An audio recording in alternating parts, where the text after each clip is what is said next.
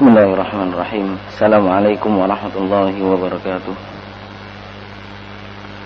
Innal hamdalillah nahmaduhu wa nasta'inuhu wa nastaghfiruh wa na'udzu billahi min shururi anfusina wa min sayyiati a'malina. May yahdihillahu fala mudilla lahu wa may yudlil fala hadiya lahu.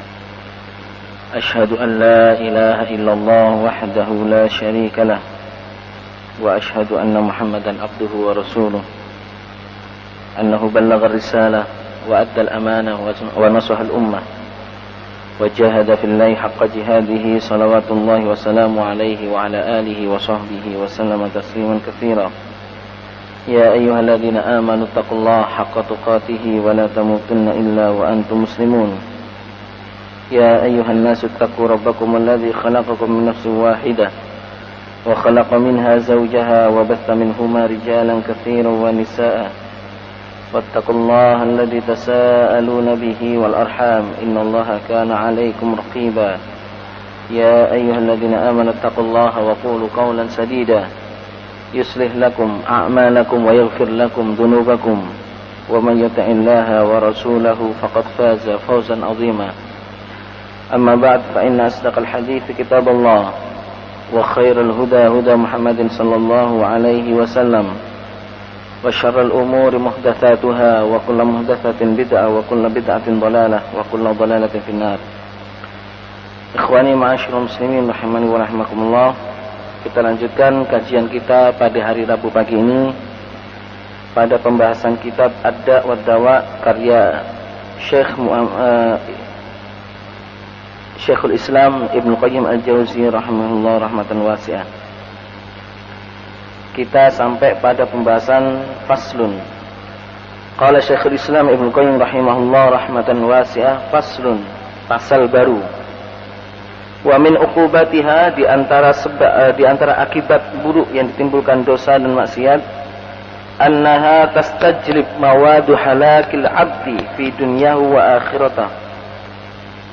Bahwa dosa dan maksiat dapat menyebabkan seseorang atau seorang hamba hancur di kehidupan dunia dan akhiratnya. Jadi dosa dan maksiat adalah salah satu sumber malapetaka bagi seorang hamba, baik itu di dunianya atau di akhiratnya. Fa inna dzunuba hiya amradul qulub, karena sesungguhnya az-dzunub, dosa itu adalah amradul qulub, sakitnya hati, penyakit hati. Mata istahkamat qatalat walabud, maka apabila dosa itu sudah mengambil posisi di dalam hati manusia, yang mana kita mengetahui bahwasanya dosa ini adalah ibarat amradul qulub, penyakitnya hati. Nah, kalau dia dosa ini sudah mengambil posisi di dalam hati manusia, qatalat, maka dosa ini akan membunuh manusia. Walabud, dan itu akan mesti manusia itu terbunuh. Karena bagaimanapun kalau sudah penyakit ini menyerang hati manusia, maka penyakit ini akan membunuh manusia tersebut. Wa kama annal jism la yakunu sahihan illa bighidha yahfadhu quwwatahu, sebagaimana tubuh kita ini tidak akan sempurna sehat wal afiat illa bighidha yahfadhu quwwatahu, kecuali dengan kita mengkonsumsi sesuatu yang dapat menjaga kekuatan kita, menjaga tubuh kita.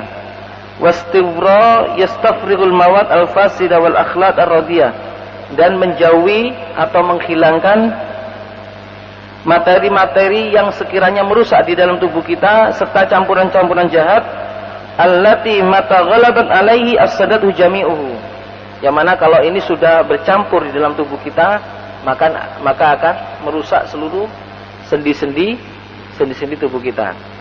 Jadi Syekhul Islam Ibnu Qayyim di sini mengibaratkan dosa yang masuk atau yang dilakukan oleh seorang hamba itu seakan-akan seperti penyakit.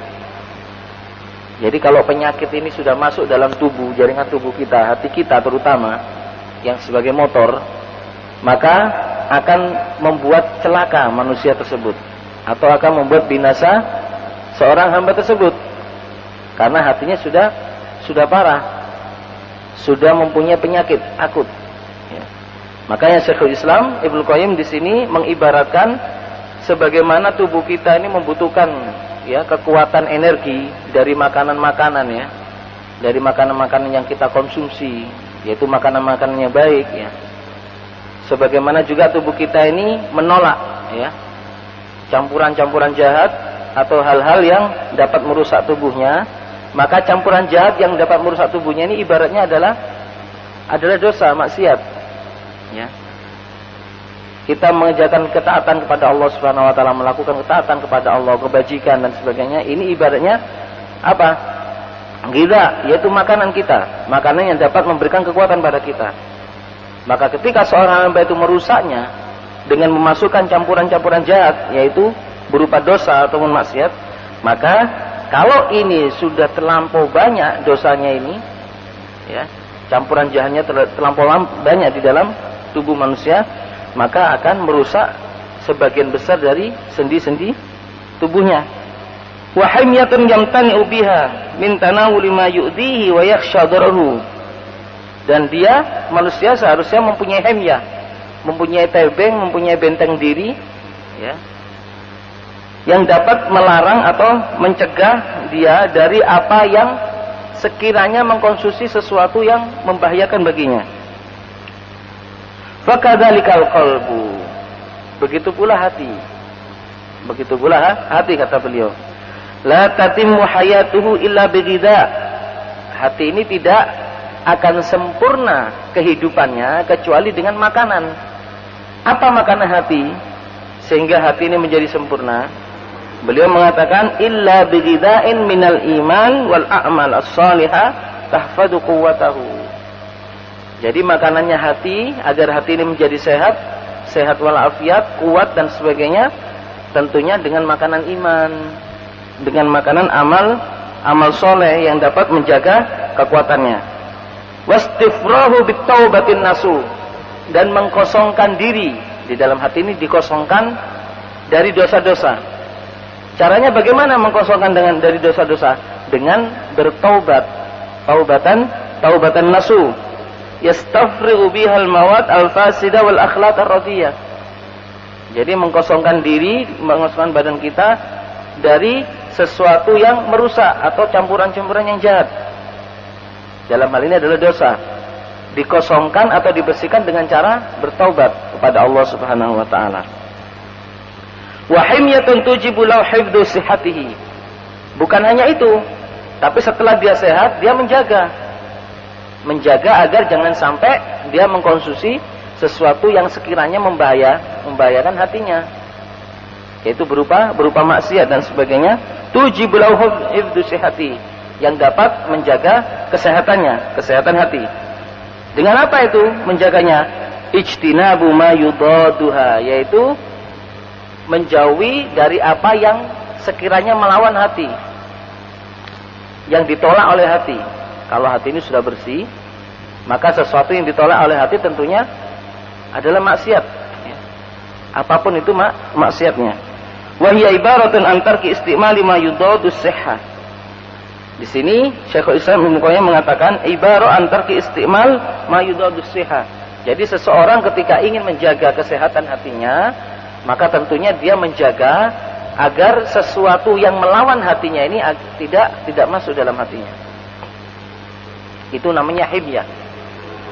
Himyah itu adalah kalau istilah kita atau istilah orang-orang yang punya penyakit, kemudian dia dilarang untuk mengkonsumsi makanan, ya, yang kalau makanan ini dikonsumsi maka akan bertambah penyakitnya. Ini namanya himyah. Kalau bahasa kita ini mungkin tara. Nah, seseorang seperti itu juga. Jadi seseorang yang mempunyai hati yang bersih juga dia harus tara. Artinya apa? Tidak sembarangan mengkonsumsi apa-apa saja yang dia mau konsumsi, tidak. Jadi dia memilah-milah mana yang seharusnya dia konsumsi untuk memperbaiki hatinya. Tentunya dengan iman, dengan amal soleh, dan dengan bertaubat kepada Allah Subhanahu wa taala. Takwa yang dimaksud di sini adalah ismun yatanawul hadhil umur as-salasa. Nah, takwa ini kata Syekhul Islam Ibnu Qayyim al-Jauziyah, yang stressingnya itu di dalam hati, adalah ketika seseorang itu memperanankan 3 hal ini, yaitu beriman kepada Allah, ya, beramal soleh, dan bertaubat, taubatan nasuh. Kenapa taubat kok dimasukkan di sini? Karena memang kita tidak lepas dari dosa. Kehidupan kita sehari-harinya tidak lepas dari dosa. Pasti, ya, pasti Bani Adam ini akan melakukan dosa. Tidak ada Bani Adam yang suci, tidak ada. Tidak ada manusia yang tidak tanpa cacat atau tanpa dosa, tidak ada.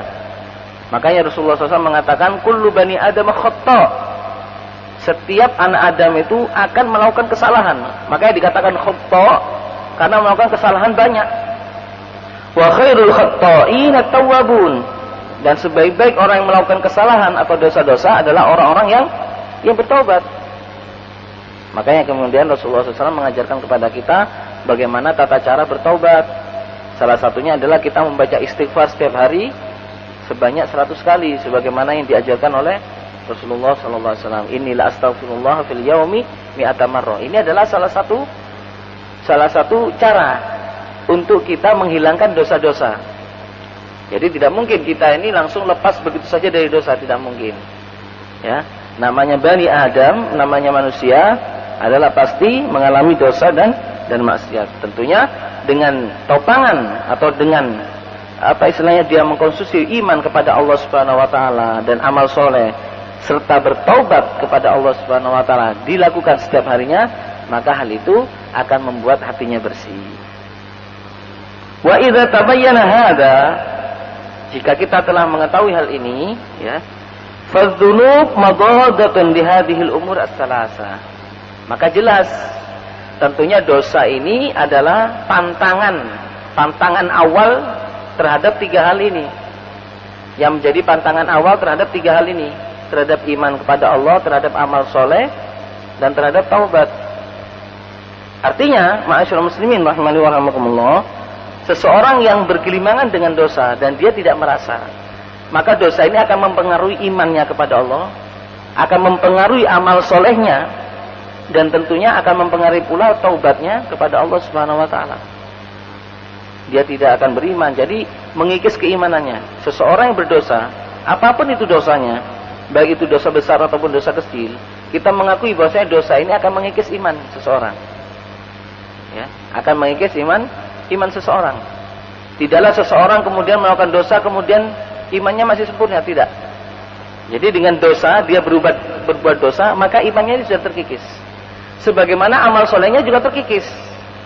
Dan tentunya berpengaruh juga pada taubatnya kepada Allah Subhanahu wa taala. Maka tatkala dia langsung sadar dan diganti dengan bertaubat kepada Allah Subhanahu wa taala, kembali lagi imannya secara sempurna. Ya. Kalau dalam istilah IT, ketika seseorang membuka satu file dan filenya itu terdapat sebuah virus, katakan, maka apa yang dia lakukan? Dia akan berusaha untuk mencari antivirus yang canggih. Bagaimana untuk membunuh virus yang sedang menjangkiti di dalam filenya ini atau dalam komputernya.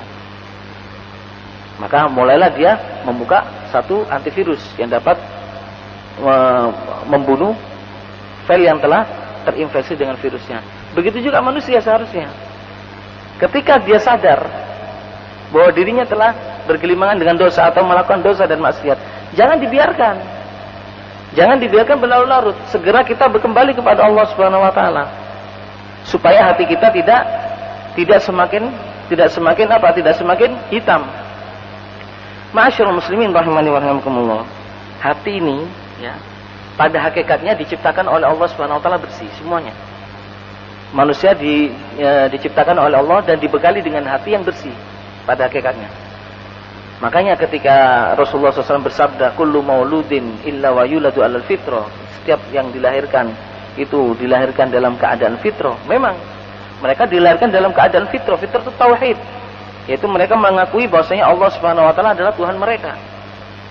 Bersih, putih. Mereka dilahirkan dalam keadaan bersih dan putih, tanpa ada celah sedikit pun. Ya. Sampai datang syaitan. Makanya dikatakan oleh Rasulullah SAW dalam sebuah sabdanya, fajtalabhum syayatin. sampai datang setan menggoda mereka dan membuat hati mereka kotor dengan maksiat. Jadi setiap kali seseorang ini melakukan maksiat kepada Allah, maka hatinya ini akan tertitik satu titik hitam. Ya. Ketika dia bertobat, wa aqla'ad dzunub, artinya melepaskan dosanya, maka titik hitam ini akan hilang lagi, putih lagi.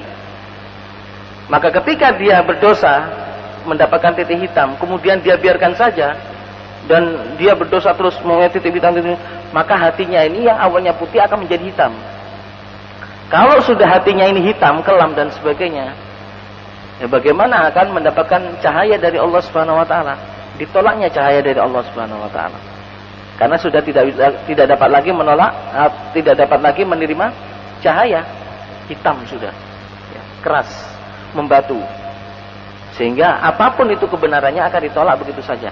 Ini hati yang sudah mati akhirnya. Kalau hati ini sudah menjadi hitam, pekat, kemudian keras, ini hati sudah mati. Tidak dapat diharapkan kehidupannya. Meskipun manusia itu pada hakikatnya kita melihatnya dia hidup, kalau sudah hatinya itu mati, apa makna hidupnya di dunia ini? Jadi hidupnya ini seperti matinya.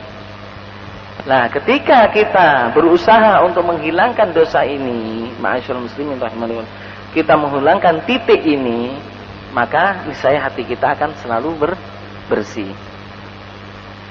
Fa innaha tastajlibul mawat al-mu'diyah. Ingat bahwasanya dosa ini membawa sesuatu yang membahayakan bagi hati kita. Yang mempengaruhi 3 hal ini, mempengaruhi iman kepada Allah, mempengaruhi amal soleh kita, dan mempengaruhi taubat kita kepada Allah Subhanahu wa taala. Wa tastaujibul at-takhlid al-madad lil jami'. Juga peranan dosa di dalam hati kita ini akan bercampur dengan amalan soleh kita, sehingga apa? Sehingga menyakiti amalan-amalan kita, menyakiti keimanan kita, dan menyakiti taubat kita. Begitu juga dosa ini akan tamna'ul istighfar bitaubah an-nasu, akan melalaikan manusia untuk bertaubat kepada Allah Subhanahu wa taala. Kalau sudah peranan dosa ini semakin kuat di dalam hatinya, timbullah akhirnya nanti manusia ini tasfif, ya, menunda-nunda untuk melakukan taubat kepada Allah Subhanahu wa taala. Fandur ila jismin alil qad tarakamat alaihi al-akhlaq. Kemudian Syekhul Islam mencontohkan lagi, ya, ibarat seseorang yang kena dosa, ya, yang melakukan sebuah dosa dan mempengaruhi hatinya. Undur, kata Syekhul Islam, undur ila jismin alil, lihatlah ini orang yang mempunyai jasad yang sakit atau badan tubuh yang sakit. Qad tarakamat alaihi al-akhlaq. Ya, di dalam tubuhnya ini telah banyak sekali virus-virus ataupun sesuatu campuran-campuran jahat yang merasuki di dalam tubuhnya, sehingga menyebabkan dia sakit. Wa huwa la yastaghfirha, tapi dia tidak mau berusaha untuk bagaimana mengkosongkan dari penyakitnya ini atau menghilangkan penyakitnya ini. Dibiarkan begitu saja. Semakin lemah tubuhnya, semakin lemah tubuhnya, semakin lemah dan semakin lemah. Tidak ada kekuatan akhirnya. Begitu juga manusia ketika dia melakukan dosa, ya. Maka ketika manusia ini tidak sadar melakukan dosa dan dibiarkan begitu saja dari dosanya, tidak melakukan usaha untuk bertaubat kepada Allah Subhanahu wa taala, maka dia akan semakin lemah, ya. Semakin redup imannya kepada Allah Subhanahu wa taala. Semakin redup pula amal solehnya kepada Allah Subhanahu wa taala, dan semakin redup taubatnya kepada Allah. Wala yahtamilaha, sehingga iman yang ada di dalam tubuhnya, amalan soleh yang ada di tubuhnya, atau taubat yang ada tubuhnya, atau makanan-makanan yang bermanfaat di dalam tubuhnya, ini ibarat tubuh, ya, tidak lagi dapat menjaga dirinya dari penyakit ini, karena penyakitnya sudah banyak masuk, campuran-campuran jahatnya sudah banyak masuk. Kaifa takun sihhatuhu wa baqa'uhu, maka beliau mengatakan, bagaimana orang ini akan dikatakan sehat atau akan dikatakan dia dapat hidup lebih lama lagi kalau dia mempunyai jasad sudah sedemikian parah dengan penyakit. Walaqad ahsanal qail. Nah, ini ada sebuah bait syair yang bagus kita ingat. Jismuka bil hamyati ahsanathu makhafatan min alamin qarin. kamu mempunyai tubuh, yang mana kamu menjaga tubuhmu ini supaya ya tidak takut untuk masuk penyakit-penyakit yang mendadak. Ya, jadi kita ini seakan-akan menjaga tubuh kita dari penyakit-penyakit yang datang begitu saja mendadak.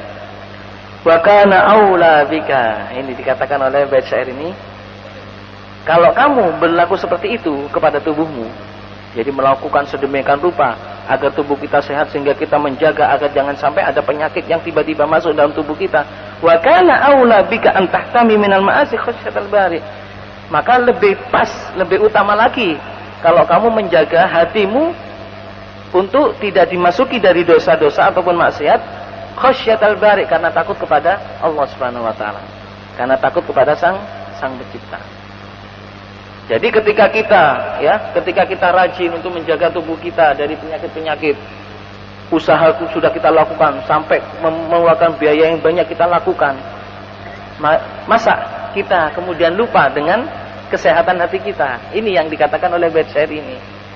Kita sudah melakukan usaha untuk menjaga tubuh kita agar sehat, ya, meskipun melakukan uang yang banyak begitu dan sebagainya. Masa kemudian kita lupa akan penjagaan hati kita yang ini lebih utama? Ya. Matinya hati, maka mati pula orang tersebut meskipun jasadnya masih ada. Tapi matinya jasad tatkala hati ini masih hidup dengan iman kepada Allah, hidup dengan amalan soleh, kemudian hidup dengan bertaubat kepada Allah Subhanahu wa taala, maka dia akan dikenang sepanjang masa. Bukan hanya dikenang di kalangan manusia saja, tapi dia akan mendapatkan balasan yang setimpal dari Allah Subhanahu wa taala. Ini ma'asyiral muslimin, ya. Syekhul Islam Ibnu Qayyim mengingatkan kepada kita bahwa maksiat ini dapat mempengaruhi kehancuran tubuh kita sedikit demi sedikit, tergantung besarnya maksiat itu yang dilakukan oleh seorang hamba. Faman hafidhal quwwa bimtithalil awamir wasta'malal himya bijtinabin nawahi. Barang siapa yang menjaga kekuatan hatinya dengan melaksanakan perintah-perintah Allah, wasta'malal himya, dan melakukan penjagaannya, bijtinabin nawahi, dengan menghindarkan diri dari dosa-dosa ataupun yang dilarang oleh Allah Subhanahu wa taala. Wastawrafal taqlid litaubatin nasuh, dan dia mengkosongkan dari pengaruh-pengaruh jahat dengan taubat nasuha, lam yada lil khairi matlaba, maka dia akan mendapatkan kebaikan meskipun kebaikan ini tidaklah diminta. Wala minasyarri mahraban, dan dia dia akan terhindar dari kejahatan atau keburukan. Ini ma'asyiral muslimin rahimani wa rahimakumullah yang dikatakan oleh Syekhul Islam Ibnu Qayyim al-Jauziyah berkenaan dengan pasal yang mana manusia atau maksiat yang dilakukan oleh manusia dapat membuat manusia ini binasa atau hancur di kehidupan dunianya dan akhiratnya. Kemudian ma'asyiral muslimin, ini ada pasal yang terakhir. Kemudian setelah itu Syekhul Islam menjelaskan tentang akibat-akibat buruk yang ditimbulkan dari dosa dan maksiat itu ada dua, ya. Ada qadariyah, ada syariah. Mungkin ini akan kita bahas pada pertemuan yang akan datang. Ini pasal yang terakhir berkenaan dengan pengaruh dosa ini. Faslun, pasal yang baru. Qala Syekhul Islam Ibnu Qayyim al-Jauziyah rahimahullah rahmatan wasi'ah, fa illam tar'aka hadhil uqubat. Kadang-kadang, ya, yang kita bahas sejak beberapa tempo yang lalu, bahwa saya pengaruh buruk dari dosa dan maksiat itu ini dan sebagainya. Kadang-kadang pengaruh-pengaruh ini tidak terjadi pada diri seseorang yang bermaksiat kepada Allah Subhanahu wa taala. Seakan-akan tidak terjadi pada diri manusia. Makanya beliau mengingatkan kepada kita, fa illam tar'aka hadil uqubat. Kalau seandainya akibat-akibat buruk yang kami paparkan itu tidak terjadi pada orang-orang yang bermaksiat, kamu tidak melihatnya, dia tertimpa satu akibat buruk karena dia bermaksiat kepada Allah, walam tajid laha ta'tsiran fi qalbika, dan tidak ada pengaruh di dalam hatimu, fahdurul uqubat asy-syar'iyyah allati syara'aha Allahu wa rasuluhu 'alal jaraim. maka setidaknya minimal ya kalian menghadirkan atau engkau menghadirkan akibat-akibat buruk secara syariat yang disyariatkan oleh Allah Subhanahu wa taala dan Rasulnya atas orang-orang yang melakukan jarimah atau melakukan satu kejahatan. Contoh dari jarimah yang ditetapkan oleh Allah Subhanahu wa taala atas satu kejahatan yang dilakukan oleh manusia, apa saja? Nah, ini dikatakan oleh Syekhul Islam. Kama qata ayadus sarik fi salasati darahim. Ini dikatakan oleh Syekhul Islam agar kita apa? Agar kita yang zajir, agar kita ini yamtani. Kita menghindari dari maksiat-maksiat. Bukan terus berarti, oh ternyata ada kok orang yang bermaksiat, tapi dia tidak mendapatkan pengaruh-pengaruh buruk seperti yang dikatakan oleh Syekhul Islam dalam bukunya ini. Ya jadi sama saja kita bisa bermaksiat dong kepada Allah Subhanahu wa taala. Buktinya ada orang yang tidak berpengaruh sama sekali di dalam hatinya atau di dalam kehidupannya. Dia tetap enjoy saja. Meskipun dia bermaksiat, dia tetap bisa makan dan minum, bahkan dia mempunyai kehidupan yang layak dan sebagainya. Ini kadang-kadang menipu kita. Makanya Syekhul Islam mengingatkan kepada kita, kalau hal ini tidak terjadi pada kalian, kalian sudah bermaksiat kepada Allah atau kalian melihat orang-orang yang bermaksiat kepada Allah Subhanahu wa taala, tapi dia hidupnya enak-enak saja di mata kalian. Minimal kalian hadirkan ya akibat-akibat buruk yang telah ditetapkan oleh Allah Subhanahu wa taala secara syar'i ya atas orang-orang yang melakukan kejahatan, seperti ketika orang melakukan pencurian maka dia dipotong tangan. Ya. Kama qata ayadus sarik fi salasati darahim. Sebagaimana Allah Subhanahu wa taala memerintahkan untuk memotong tangan orang-orang yang mencuri di atas salasati darahim, yaitu 3 dirham. Wa qatil yad war rajul ala qat'it tariq ala ma'sumil mal wan nafs. Dan Allah Subhanahu wa taala juga memerintahkan kepada kita untuk memotong tangan dan kaki seseorang yang merampok di tengah jalan, merampok harta atau merampok nyawa. Wa syaqqal jalb bis sauti ala kalimati qatfin biha al muhsin. Dan Allah Subhanahu wa taala memerintahkan untuk menjilid atau mencambuk, mendera seseorang yang melakukan atau mengatakan kalimat qadhaf. Qadhaf ini menuduh. Tuduhan kepada wanita-wanita yang muhsin, wanita-wanita yang terjaga, dia dituduh dengan berzina. Maka sebagai akibat buruknya yang ditetapkan oleh Allah Subhanahu wa taala, sebagai hukumannya adalah dia didera ya, sebagaimana yang difirmankan oleh Allah Subhanahu wa taala banyak hal di dalam surat Al-Mujadilah. Au qatratul khamrin yadkhulu hajahu, atau orang yang suka minum khamr juga dijelat atau didera, sebagaimana yang dilakukan oleh Umar bin Khattab radhiyallahu anhu. Manakala beliau menyaksikan ada seseorang yang minum khamr, meskipun beliau tidak menyaksikan langsung, tapi beliau menyaksikan korinahnya, menyaksikan tanda-tandanya. Orang ini mabuk. Umar bin Khattab pernah menyaksikan ada orang ini mabuk. Kemudian di mulutnya ada bau-bau khamr.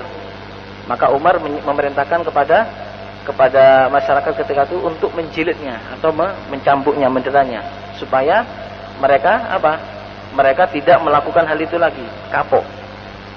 Ya. Kemudian waqatul bil hijarah asya'u qatlaqin fi ilajil khashafa fi farji haram. Juga Allah Subhanahu wa taala mensyariatkan atau menetapkan hukuman qatlah, dibunuh orang yang melakukan perzinahan, zina muhsan. Seseorang yang sudah menikah kemudian dia masih berzina, maka Allah Subhanahu wa taala memerintahkan untuk membunuh dengan hijarah, dengan dilempar batu sampai mati. Hukuman ini dinamakan hukum rajam. Wa khaffafa hadhil uquba amman lam tatim alaihi ni'matul ihsan bi mi'ati jaldah. Dan Allah Subhanahu wa taala juga menetapkan hukuman bagi orang yang berzina selain orang yang sudah menikah dengan dicambuk, didera sebanyak 100 kali. Berlaku bagi laki-laki dan perempuan. Yang fi sanah an watanihi wa baladihi ila baladil ghurbah, kemudian diasingkan selama setahun dari tempat tinggalnya atau dari negerinya ke negeri asing. Dia diasingkan supaya dia terasing dan tidak melakukan sesuatu yang dilarang oleh Allah Subhanahu wa taala dalam bentuk perzinahan itu. Wa farraqa baina rasil abdi wa badhihi idza waqa ala dzati muharram aw tarkis shalah al mafruḍah aw takallama bi kalimatul kufr. Juga Allah Subhanahu wa taala memerintahkan untuk memenggal orang ya yang telah berbuat kerusakan di muka bumi atau membunuh jiwa yang tidak berdosa, atau melakukan tindak kekafiran, tindak kekafiran, atau orang yang tidak melakukan sholat secara sengaja dengan tahawunan, dengan mengakui bahwasanya sholat itu tidak diwajibkan. Ini kalau kita betul-betul menegakkan hukum Islam, maka hal ini akan kita terapkan, karena ini adalah salah satu yang dicontohkan dan yang diperintahkan oleh Allah Subhanahu wa taala dalam Al-Qur'an. Wa amara biqat'i waqti dzakiran mislahu wa qatil maf'ul bihi. Kemudian Allah juga menetapkan kepada orang yang berbuat perbuatan mesum, yaitu perbuatan seperti kaumnya Nabi Lut, itu dibunuh oleh Allah Subhanahu wa taala. Yang diperintahkan oleh Allah Subhanahu wa taala untuk membunuh orang-orang seperti ini. Sedikitnya ini semuanya diberitahukan oleh Syekhul Islam kepada kita agar kita itu yang zajir, agar kita ini tidak melakukan sesuatu yang dosa sehingga akan berakibat buruk seperti ini. Minimal kita menghadirkannya ini supaya kita tidak melakukan perbuatan buruk, baik itu di dunia kita, lebih-lebih lagi untuk akhirat kita. Makanya Syekhul Islam mengatakan kemudian ketika kita memiliki atau mempunyai pengetahuan bahwasanya sampai sebegitunya besarnya ya, ketika seseorang melakukan dosa kepada Allah di dunianya, kemudian dihukum oleh Allah Subhanahu wa taala dengan hukuman-hukuman yang telah dijelaskan oleh Allah Subhanahu wa taala dalam kitabnya dan telah dijelaskan oleh Rasulnya sallallahu alaihi wasallam dalam sunnahnya. Kemudian beliau mengatakan, Syekhul Islam mengatakan, wa ta'ammal hikmatuhu fi ifsadil adu alladhi bashara abdu fi al-jinayah. Ketahuilah atau renungilah terhadap hukuman Allah yang ditetapkan oleh Allah atas orang-orang yang berbuat jinayah atau berbuat kerusakan dan berbuat kejahatan, berpengaruh kepada anggota tubuhnya. Ada yang dipotong tangan, ada yang dipenggal, ya, ada yang dibunuh, dilempari dan sebagainya, ada yang dicambuk, berpengaruh pada tubuhnya. Kama asad ala qati taryaduhu wa rijlahu allataini huma alatu qat'ihi. Sebagaimana Allah menjelaskan juga orang-orang yang qati'utor, yang merampok, kemudian mereka dipotong tangannya dan kakinya. Yang mana kenapa kok tangan dan kakinya yang dipotong? Karena tangan dan kakinya yang menjadi alat ketika dia merampok. Dia merampok dengan tangannya dan juga merampok dengan kakinya, membunuhnya. Kemudian ada satu pertanyaan ma'asyur muslimin yang sempat dikatakan oleh Syekhul Islam di dalam bukunya ini. Ada satu pertanyaan kepada beliau, kenapa ada sebagian hukuman, ya, ada sebagian hukuman yang hukuman itu ditetapkan oleh Allah Subhanahu wa taala, meskipun hukuman itu sebenarnya bukan hakikat hukuman yang dia lakukan. Artinya seperti ini. Sebagai contoh, orang berzina. Agar dia kapok untuk berzina. Kenapa kok berzina, ya? Cuma hanya didera atau dicambuk 100 kali bagi orang yang belum menikah, dan bagi yang sudah menikah dilempari batu sampai mati. Kenapa kok tidak dirusak saja ini kemaluannya? Berzina kan yang berperan kemaluannya. Yang berperan kan kemaluannya. Kenapa kok tidak dirusak saja kemaluannya? Nah, Syekhul Islam ditanya seperti ini oleh muridnya. Kenapa kok Allah Subhanahu wa taala menetapkan hukuman cambuk dan dibunuh, ya, atau dilempar batu bagi orang yang berzina muhsan dan sebagainya?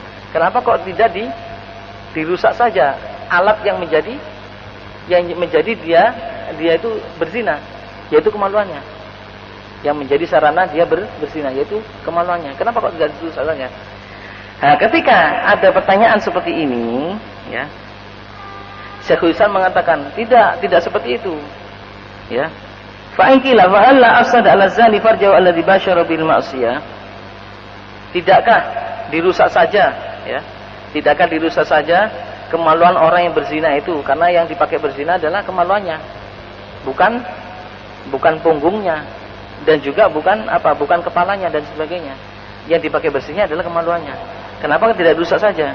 Kila lah, tidak dibuju. Kemudian beliau menjawab, kenapa alasannya? Alasannya yang pertama, ahaduha anna mafsadata dzalika tazidu ala mafsadatil jinayah. di dalam Islam ini kan diatur oleh Allah Subhanahu wa taala bahwa hukuman-hukuman tersebut ditetapkan oleh Allah itu untuk kemaslahatan kita. Artinya, ketika seseorang itu dihukum oleh Allah Subhanahu wa taala dan dia mau menerima hukuman itu adalah salah satu ekspresi taubatnya dia. Ketika seseorang melakukan zina muhsan, dia sudah menikah kemudian dia melakukan zina. Kemudian dia menyanggupi atau meminta untuk ditegakkan hukum di atas dirinya, itu sama saja dia telah bertaubat kepada Allah Subhanahu wa taala. Maka Allah akan menghapus dosanya, dosa berzinanya itu dengan hukuman yang ditetapkan atas dirinya.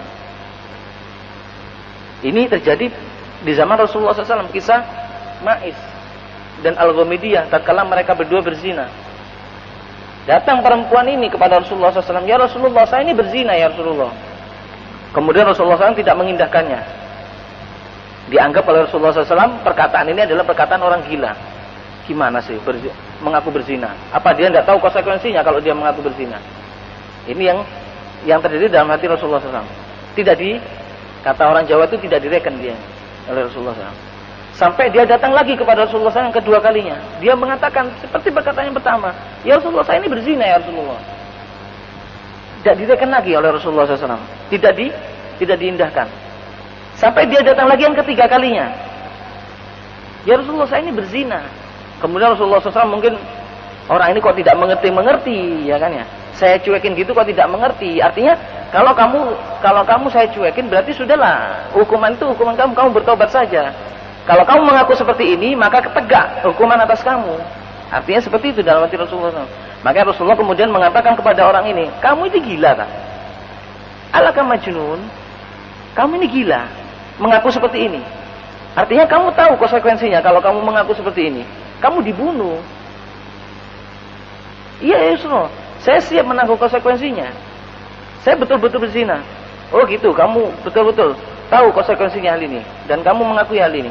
Langsung Rasulullah SAW menegakkan hukuman had tersebut. Ditunggu oleh Rasulullah SAW sampai dia melahirkan. Akhirnya setelah melahirkan, Rasulullah memerintahkan pada para sahabat untuk merajamnya. Dirajamlah kedua orang tersebut, yaitu Ma'is dan Al-Ghamidiyah. Maka tatkala dirajam, mereka ini dirajam, para sahabat ini mencibirnya, bahkan melaknatnya. Oh, dasar orang berzina ini dan sebagainya. Seakan-akan dia melaknat, dia mencibir dan sebagainya. Akhirnya Rasulullah SAW kemudian melarangnya. Jangan engkau melaknatnya. Falladzi nafsi biyadi. Kemudian Rasulullah SAW bersumpah, sungguh atau demi zat yang jiwaku berada di tangannya, innaha qad tabat taubatan, sesungguhnya dia ini telah bertobat kepada Allah Subhanahu wa taala.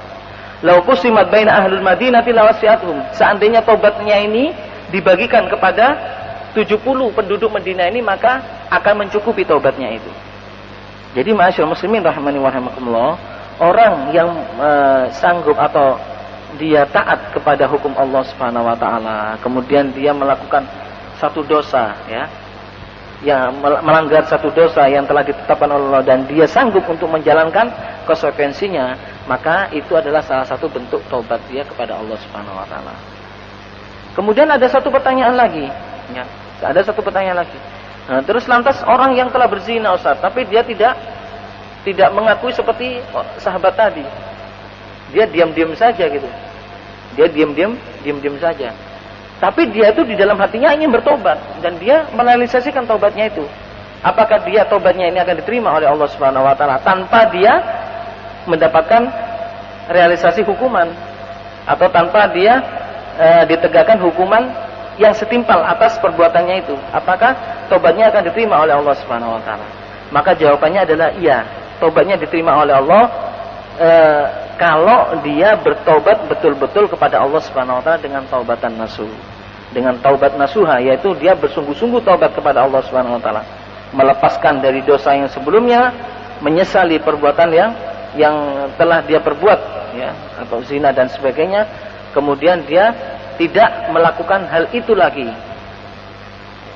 Ini salah satu ciri orang-orang yang bertaubat, taubatan nasuh. Kita lanjutkan bahwa mafsadah, ya, bahwa kerusakan yang ditimbulkan, ya, ala dzalika tazidu ala mafsadati zina. Seseorang ketika berzina kemudian dirusak alat vitalnya, alat kelaminnya. Karena alasannya mungkin yang berbuat ini kan alat kelaminnya. Maka ini adalah mafsadah, ini adalah kerusakan. Kerusakannya ini adalah lebih dari kerusakan hanya sekedar zina yang dia lakukan atau kejahatan yang dia lakukan. Dan Islam tidak menginginkan seperti ini. Ya. Apa kerusakan yang ditimbulkan kalau dirusak alat kelaminnya? Islam kan memerintahkan kepada kita untuk memperbanyak keturunan. Nah, kalau dipotong alat kelaminnya atau dirusak alat kelaminnya, apakah dia bisa reproduksi? Tidak bisa. Ini mafsadah yang ditimbulkan. Makanya Allah tidak memerintahkan akan hal ini. Orang yang berzina, maka dia cuma cukup didera bagi orang yang melakukan zina bukan muhson. Tapi orang yang muhson, maka dia dibunuh atau dirajam. Tidak dirusak alat kelaminnya. Asani, kemudian alasan yang kedua, kata beliau, kata Syekhul Islam, kenapa Allah tidak memerintahkan kita untuk merusak orang, kelaminnya orang yang melakukan berzina? Annal farja udwun masturun. Sesungguhnya kemaluan ini adalah udwun, anggota tubuh yang ditutupi oleh Allah Subhanahu wa taala, mastur. La yahsulu biqat'ihi maqsudul had min ar-rad'. Maka kalau dirusak, tidak akan orang itu akan mengambil pelajaran darinya, karena ini adalah sesuatu yang tertutup. Orang tidak bisa menyaksikan. Masa orang akan menyaksikan seseorang ketika dirusak kelaminnya seperti ini? Kemudian apa makna aurat ini? Jadi disinilah hikmahnya, ma'asyiral muslimin, Allah tidak memerintahkan kepada kita untuk merusak alat kelamin, sehingga apa? Dibiarkan begitu saja oleh Allah Subhanahu wa taala. Karena ini adalah anggota tubuh yang ditutupi oleh Allah Subhanahu wa taala, sedangkan hukuman yang ditegakkan oleh Allah Subhanahu wa taala atas pelaku jinayah itu supaya orang-orang yang menyaksikan ini yang zajir, supaya orang-orang yang menyaksikan ini mengambil pelajaran untuk tidak melakukan seperti itu. As-salis, kemudian yang ketiga, alasan yang ketiga, annahu idza qata'at yadahu abqalahu yadan ukhra ta'awwad anha. Ini perihal orang yang dipotong tangannya. Kenapa kalau orang dipotong tangannya? Orang mencuri ini kan yang berperan tangan. Dia dipotong tangannya. Kenapa kok nggak dibunuh atau gimana kan sebagaimana hukuman atas zina? Maka Syekhul Islam mengatakan, kalau tangan dipotong, maka bisa menjadi gantinya. Ada gantinya. Tapi kalau kemaluan dirusak, ada nggak penggantinya? Tidak ada. Ini sampai sedemikian besarnya Syekhul Islam Ibnu Taimiyah Syekhul Islam Ibnu Qayyim ini memperhatikan masalah-masalah tentang masalah hukuman ini. Ar-rabi, kemudian hal yang keempat, anna laddatuz zina ammat jami'ul badan. Fakana asan anta ummal uquba jami'ul badan. Bahwa kelezatan atau kenikmatan orang yang berzina itu seluruh badan yang nikmat. Meskipun yang melakukan cuma satu anggota badan saja, tapi yang menikmati adalah seluruh badan. Maka tatkala dia berzina, ini bagi orang yang muhson, dia dibunuh, seluruh badannya dibunuh. Ammat jami'ul badan wa kana aula min takhsisha bi bid'atin atau bi bid'atin minhu. Ini ma'asyiral muslimin, 4 hal yang dijelaskan oleh Syekhul Islam Ibnu Qayyim al-Jauziyah. Kenapa? Ada pertanyaan, kenapa kok hukuman bagi orang yang berzina tidak dirusak kemaluannya, sedangkan hukuman bagi orang yang mencuri kok dipotong tangannya? Ini alasan-alasan yang dikemukakan oleh Syekhul Islam Ibnu Qayyim al-Jauziyah rahimahullah rahmatan wasi'ah. Insyaallah pada pertemuan yang akan datang kita akan membahas uqubatuz dzunub, yaitu dosa-dosa atau akibat-akibat buruk dari dosa itu ada 2, syar'iyah dan qadariyah. Insyaallah akan kita bahas pada pertemuan yang akan datang. Sebelum kita akhiri, mungkin ada pertanyaan, silakan. Tidak ada pertanyaan? Baik. Kalau tidak ada pertanyaan, kita akhiri wallahu taala alam dengan membaca kafaratul majlis. Subhanakallahumma wa bihamdika asyhadu an la ilaha illa anta astaghfiruka wa atubu ilaik. Wa sallallahu ala nabiyyina Muhammadin wa ala alihi wa sahbihi ajmain. Wassalamu alaikum warahmatullahi wabarakatuh.